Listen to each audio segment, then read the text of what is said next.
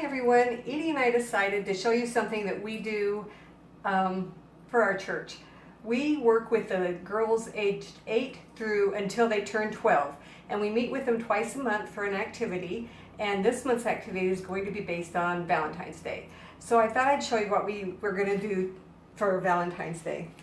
Our girls love to play bingo, so I created a bingo game.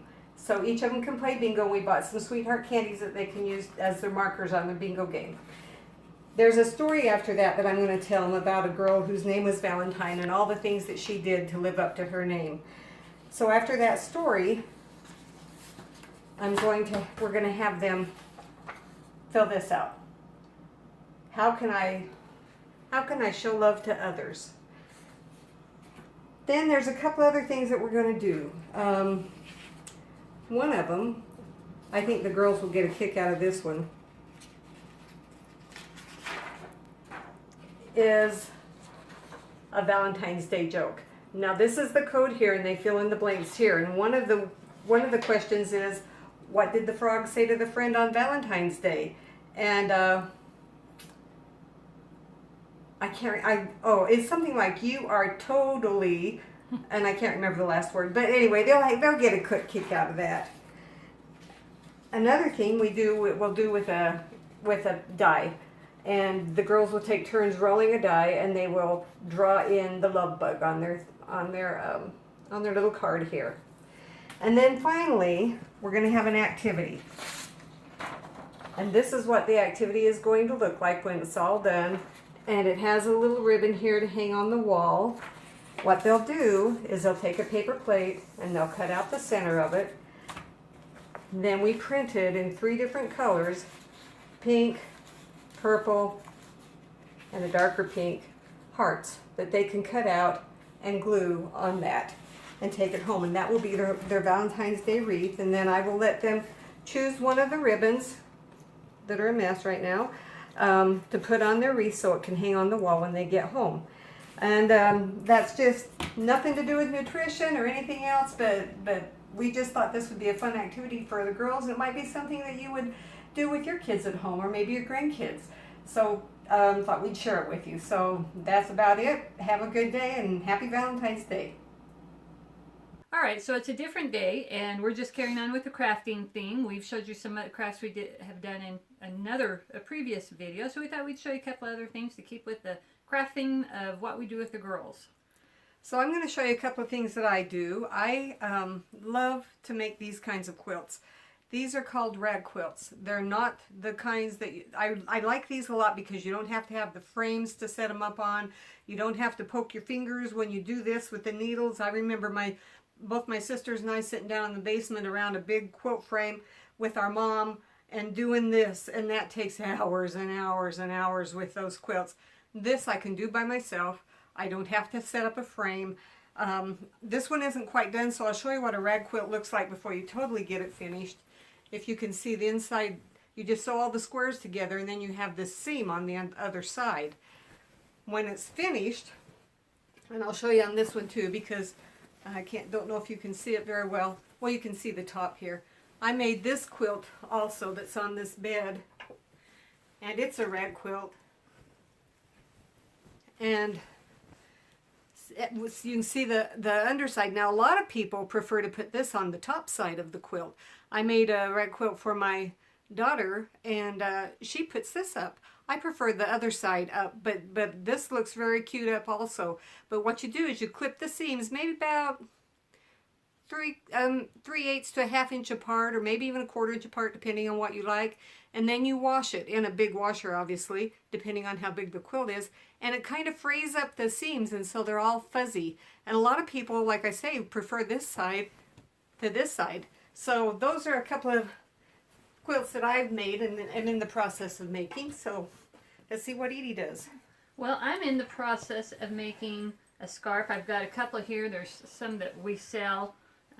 This is one of the ones I've done, and it's a little, get it up close, a little different stitch than the other two I have. This is the other scarf. Ooh, that matches me. It does match you. Mm-hmm. Ooh.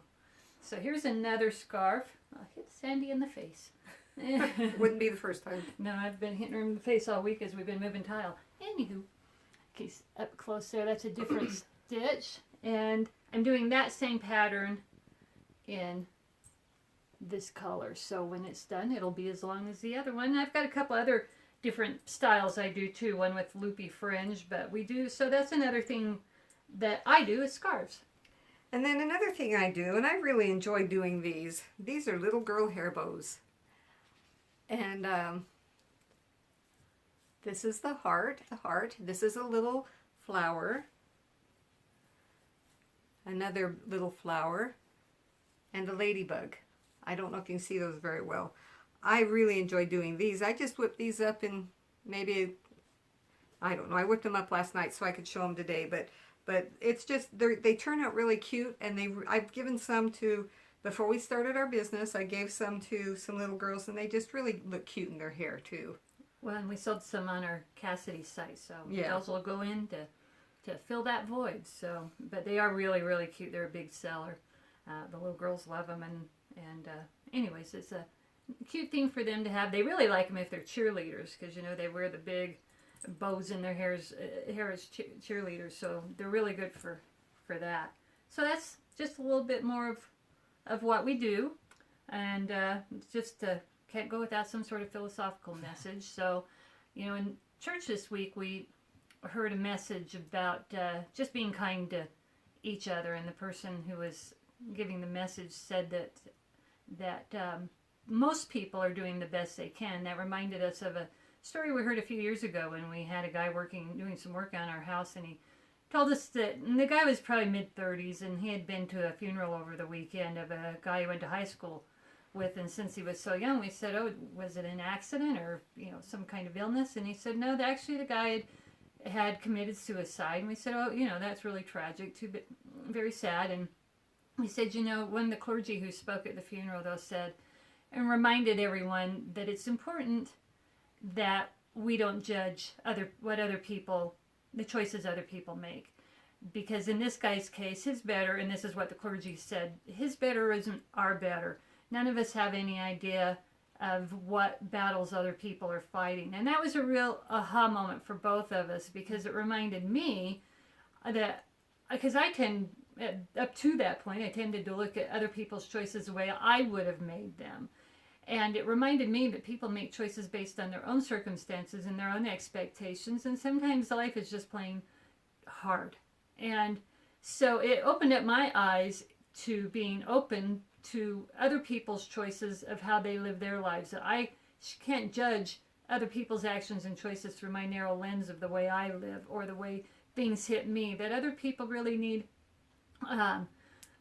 more of a break from me, I guess, is what I'm trying to say. I need to give people more of a break. And that really helped me, him telling us that. I've been so much, it was like a 180-degree turn for me to be able to hear that and remind me that I need to give other people a chance to make mistakes, to explore their own paths, and to live their lives with their personalities. Not my personality, it's their personality, because we're all different. And as we said in the previous video too, we're not party people. I actually cannot stand going to parties, and it makes me antsy.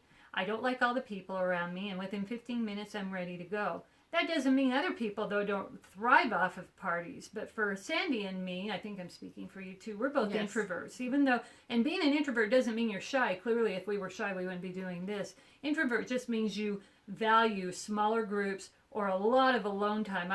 The biggest compliment I can pay Sandy is that she is like living alone, because we don't bother each other. We each carry our weight. We both carry the chores around the house equally, and we don't have to nag each other. And we can be sitting in this house with each other for hours and never say a word. And it is the most peaceful, contented way of living for us. Other people think that's weird. They don't understand how we can sit here and not talk to each other, or not want more people around us, that it would be lonely. I've been asked that before. Don't you get lonely? I never get lonely. I'm not a lonely person. I love being alone. And so I'm a good person to be single, because I'm not looking for anyone to entertain me. But that's not saying that it's all right, or that it's not all right to be the opposite. That's who you are. And so it's not for me to judge your life based on the way I have to live and vice versa. So I guess our message today is be kind and let people live their lives. And that was what I got out of church this week too. It's just to be kind and remember that everybody's trying the best they can and to cut them a lot of slack. So that message is more for me, for you, but thought we'd share anyways. And remember that their better is not our better, so we shouldn't judge others at all. We don't know what they're going through. They may be experiencing something that we can't even fathom. So as we both said, their better is not our better, and just love one another. Yeah, that's really a message for me more than anything. But thought I'd share it in case it means anything to any of you. Otherwise, we're just two old women babbling, and you can have that too. But it was an important message for me to hear that I can't judge the way other people do things based on my own actions, and hopefully nobody's judging me based on the way they want to live their lives, because as I say, I'd probably live my life a lot differently than other people would have chosen to, especially because I really value alone time and downtime and peace, just peace. So anyways, have a good day and leave us your comments. Let us know how you get peace and contentment in your life, and any strategies you can help us to be better people and not judgmental and all of that. Leave them in a comment. We'd appreciate it.